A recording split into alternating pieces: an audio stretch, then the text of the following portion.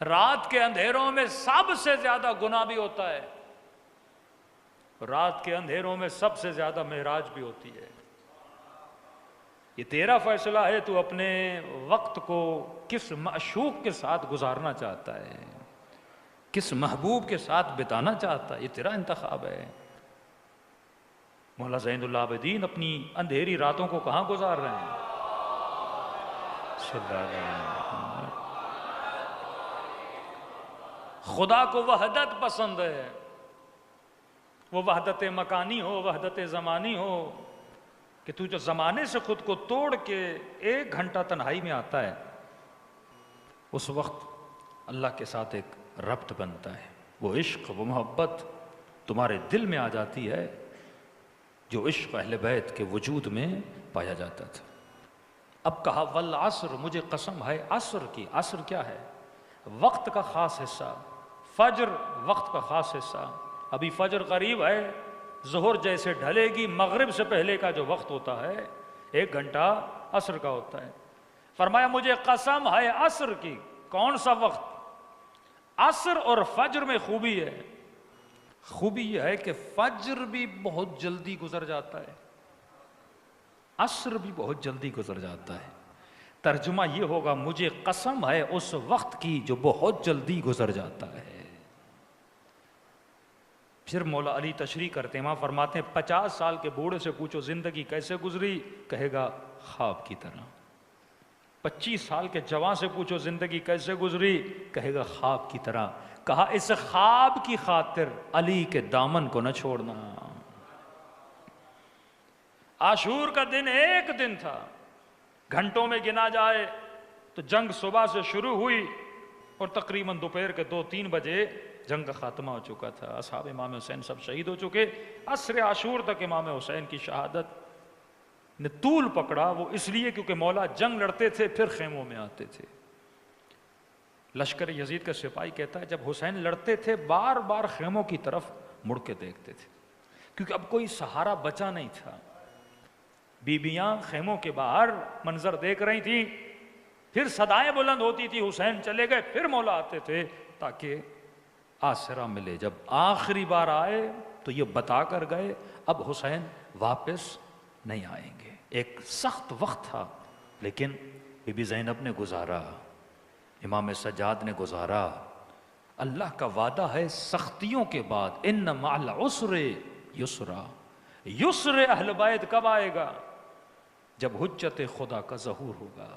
صلوات پڑھے مولا کی شان۔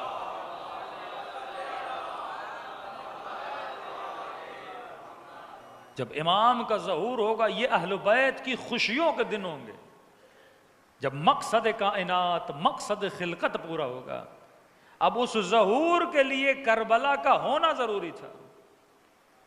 اگر کربلا نہ ہوتی، آج ہمارے پاس ایک سانچہ، ایک معیار نہ ہوتا، میں کس طرح تولتا کہ میں کہاں کھڑا ہوں؟ تو کربلا بنی تاکہ ایک سانچہ بنے، تاکہ زمانے میں لوگ خود کو تول سکیں کہ میں کس طرف کھڑا ہوں۔ کربلا بنی تو صفات کربلا بنی، کربلا بنی تو اظہار کا جذبہ بنا، کربلا بنی تو صبر کا مفہوم بنا، کربلا بنی تو بہن کا بھائی سے پیار بنا۔ اگر گھرانہ کربلائی ہو تو اس میں اخلاق وہی ہو جو سیدہ زینب کا ہے نا، کہ تعجب نہیں، شوہر کو چھوڑا، بچوں کو قربان کیا، بھائی کی محبت میں نہیں، امام کے عشق میں۔ اس نگاہ سے نہیں دیکھو کہ ایک ماں اپنے بچے کو قربان کر رہی ہے اور اپنے شوہر پہ قربان کر رہی ہے، نہیں، بی بی رباب بچہ قربان کر رہی تھی امام پر، ایک خاتون اپنا بچہ قربان کر رہی ہے مولا حسین پر، بولتی مولا حسین میں کربلا نہیں چلتی، میں مدینے رہتی ہوں، لیکن نہیں، اطاعت امام اتنی ہے۔ بہن بھی آئی، بھائی بھی آئے، اولادیں بھی آئیں، بھائی کی بیوی اور وہ بھی اپنے بچے لے کر آئی۔ مطلب یہ گھرانہ حسینی گھرانہ ہے، لیکن سوال یہ گھرانہ کیسے بنے گا؟ ہم کثرتوں سے نکل کر وحدتوں میں کب آئیں گے؟ ہمیں یہ کب احساس ہوگا کہ یہ وقت جس میں ہم زندگی گزار رہے ہیں یہ وقت گزر جاتا ہے؟ داڑھی کے بال آج کالے ہیں کل سفید ہوں گے، آج جسم میں طاقت ہے کل نٹھال ہوگا، آج تیرے اندر توانائی ہے کل تو بستر پہ لیٹا ہوگا، آج تو لوگوں کے جنازے اٹھا رہا ہے کل تیرا جنازہ اٹھایا جائے گا۔ اس وقت کو تو نے کیسے استعمال کیا؟ فرمایا وقت کے اندر سفر کرنے کے لیے ایک صفت کا ہونا بہت ضروری ہے، اور اس صفت کا نام ہے استقامت۔ آج کمی استقامت کی ہے کہ بندے کے اندر ثبات قدمی نہیں ہے، جوان ہے غصے پہ کنٹرول نہیں، جوان ہے شہوت پہ کنٹرول نہیں، جوان ہے اپنی زبان پہ کنٹرول، یعنی ثابت قدمی اس کے وجود میں نہیں ہے۔ مولا علی کے سر پہ ضرورت لگی، مولا کو لایا گیا اپنے گھر کے اندر، گھر میں کئی کمرے تھے، اصحاب علی کو پتہ چلا کہ مولا کائنات کے سر پہ ضربت لگی ہے۔ اتنا زخم گہرا تھا کہ کہتے ہیں جو کپڑا امام کے پیشانی پر تھا اس کا رنگ زرد ہو چکا تھا، اتنا زہر تھا۔ حکیم آیا، حکیم نے چیک کیا، امام حسن کو کہا زہر پھیل چکا ہے۔ مطلب جس نے خدا حافظی کرنی علی سے کر لے، یہ بس چند گھنٹوں کا دیدار ہے، اس کے بعد علی تمہارے بیچ میں نہیں رہیں گے۔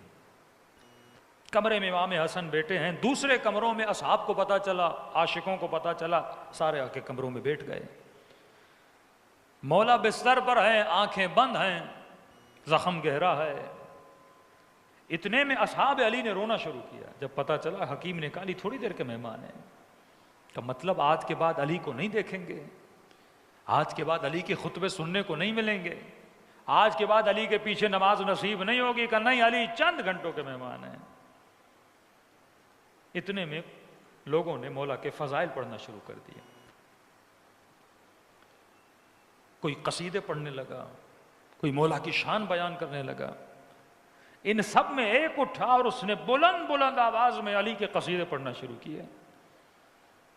آواز اتنی بڑی تھی کہ مولا کے کانوں سے ٹکرائی، اور مولا نے بڑی مشکل سے اپنی آنکھیں کھولیں، اشارہ کیا امام حسن کو، کہ بیٹا ادھر آ۔ جی بابا۔ کہ یہ کون ہے جو میری شان میں اتنے قصیدے پڑھ رہا ہے؟ کہ بابا حجر ہے، حجر ابن عدی۔ کہ ذرا کمرے میں بلا حجر کو۔ حجر مولا کے کمرے میں آئے، امام نے فرمایا حجر بڑے قصیدے پڑھ رہا ہے علی کے۔ کہ مولا آپ سے عشق ہے، آپ سے محبت ہے۔ کہ حجر ایک بات تو بتا، کھانا کھایا ہے؟ کہاں مولا۔ بچے گھر میں صحیح سالم ہیں؟ جی مولا۔ بیوی گھر میں ہے؟ جی مولا۔ کوئی پریشانی نہیں مولا، الحمدللہ، بس یہی پریشانی کلی ہمارے درمیان سے جا رہے ہیں۔ کہ حجر آج تو میرے قصیدے پڑھ رہا ہے جبکہ پیٹ بھی بھرا ہوا ہے، بچوں کے سروں پہ چھت بھی ہے، بدن بھی صحیح سالم ہے، دکھ ہے، تکلیف ہے، علی کے قصیدے پڑھ رہا ہے۔ یہ بتا، جب کبھی ایسا دن آئے تو بھوکا ہو، بچوں کی جان خطرے میں ہو، کیا اس وقت بھی علی کے فضائل ایسے ہی پڑھے گا؟ ثبات قدمی، دل کی دھڑکن چلتی ہے نا اوپر نیچے، مومن کا عمل ثابت ہوتا ہے، یہ نہیں آج نیچے کل اوپر، پھر نیچے پھر اوپر، نہیں۔ حجر تیری جو عقیدت میرے ساتھ ہے ہمیشہ ویسی رہے گی، کل جان کو خطرہ ہو، بچوں کو خطرہ ہو، چھت تیرے سر سے چھین لی جائے۔ تو حجر نے جملے کہے کہ مولا واللہ لو قطعت عربا عربا، خدا کی قسم ہے اگر تلوار سے جسم کو ٹکڑے ٹکڑے بھی کر دیا جائے، جیسے آج فضائل پڑھ رہا ہوں ویسے کل بھی پڑھوں گا۔ کہتے ہیں وقت بدلا، علی چلے گئے، بڑی تیزی سے بدلا وہ وقت جو بہت جلدی گزر جاتا ہے۔ ان الانسان لفی خسر، انسان خسارے میں آئے، الا الذین آمنوا، بس وہ کامیاب رہیں گے اس وقت میں جو صاحبان ایمان ہیں۔ لیکن صرف ایمان نہیں، حجر کا علی پر ایمان تھا، آمنوا وعملوا الصالحات، ایمان بھی لایا لیکن ساتھ ساتھ جہاں جہاں قرآن میں آمنو ہے آگے عمل الصالحات ہے، آمنو ہے عمل الصالحات ہے۔ ہم یہی مسلمانوں کو سمجھاتے سمجھاتے تھک گئے، بھائی ایمان لایا تھا، عمل صالح بھی تھا کہ نہیں؟ تم نے صرف آمنو کو پکڑا، ایمان لایا، ایمان بھائی عمل صالح ہے کہ عمل صالح ہے کہ نہیں؟ قرآن کہتا ہے وقت کی قسم ہے، ایمان لائے ساتھ میں عمل صالح کرے، وہ خسارے میں ہیں، ایمان لایا پر عمل صالح نہ کیا۔ وقت بدلا، حاکم شام کے سپاہیوں نے حجر کو پکڑا، کھڈا کھودا، آگ جلائی، کہ حجر سر قلم کر دیں گے تیرا، ایک شرط پہ تیری جان کو معاف کریں گے گا، کیا؟ کہ علی کے لیے گستاخی کرو، سب و شتم کرو، علی پہ برا بھلا بولو، کہ سر کٹا دوں گا پر علی کو برا بھلا نہیں کہوں گا، کہ حجر آگ دیکھ رہے ہو زندہ زندہ جلا دیں گے، کہ پرواہ نہیں، علی کو برا بھلا نہیں کہوں گا، کہ بچوں کو قتل کر دیں گے، 2 بیٹے تھے، دونوں کے سر قلم کر دیں گے، کہ پرواہ نہیں، علی کو برا بھلا نہیں کہوں گا، کہ اتنے یقین کیوں ہے تیرا علی پر؟ کہ مجھے وہ وقت یاد آ گیا جب علی کے قصیدے پڑھ رہا تھا، کہ حجر اس وقت کیا کرے گا؟ میں نے علی سے وعدہ کیا تھا اگر جسم ٹکڑے ٹکڑے بھی ہو جائے مولا آپ کی شان میں کبھی گستاخی نہیں کروں گا۔ لیکن مقام تعجب یہ تھا کہ حجر مار دیں گے، بیٹوں کو مار دیں گے، کہ مار دو، کہ ظالم نے تلوار نکالی اور جناب حجر کو شہید کرنے کے لیے آگے بڑھا، تو حجر نے کہا پہلے میرے جوان بیٹوں کے سر قلم کرو۔ کہا بڑا ظالم باپ ہے، بندہ کہے گا خود مروں بیٹوں کا مرنا نہ دیکھوں، اپنی جان بندہ اولادوں پہ قرب، تو کیسا والد ہے کہ بچوں کو مرتا ہوا دیکھنا چاہتا ہے؟ کہ مسئلہ یہ نہیں ہے اولاد سے محبت نہیں، مسئلہ یہ نہیں کہ بچوں کا مرنا دیکھنا مجھے پسند ہے، مجھے ڈر ہے کہیں میرا مرنا دیکھیں اور علی کا دامن نہ چھوڑ دیں۔